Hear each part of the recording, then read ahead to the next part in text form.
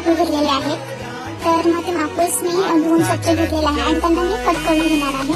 एकदम असे गोल ह्याच्यामध्ये मी कट करून घेतलेला आहे.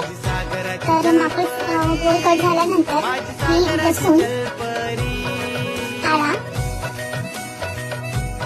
कोथिंबीर हे सगळं घेऊन मी मिक्स करून घेते, म्हणजे कुटून घेते. त्यानंतर ते कुटून झाल्यानंतर आपण रवा घेणार आहोत, त्यात तांदळाचं पीठ घालणार आहोत, त्यात थोडंसं मीठ मसाला घातल्यानंतर त्यात आपण मस्तपैकी मिक्स करणार आहोत. नंतर मी त्यात टाकणार आहे अंडा, म्हणजे पेस्ट, हळद, मीठ आणि मसाला आणि त्या मस्तपैकी एकजीव करून घेणार आहे. त्यानंतर मी त्याला फ्राय करायला तेल घेतलेलं आहे.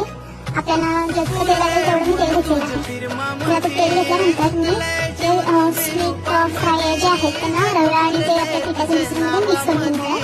नंतर मी त्याला फ्राय करायला टाकणार आहे आणि फ्राय झाल्यानंतर आपण 10 मिनिटं फ्राय करून घेणार आहोत आणि नंतर त्याला मस्तपैकी मी माझे झालेले आहेत फ्राय. माझी सागराची जलपरी, माझी सागराची जलपरी, माझी सागराची जलपरी.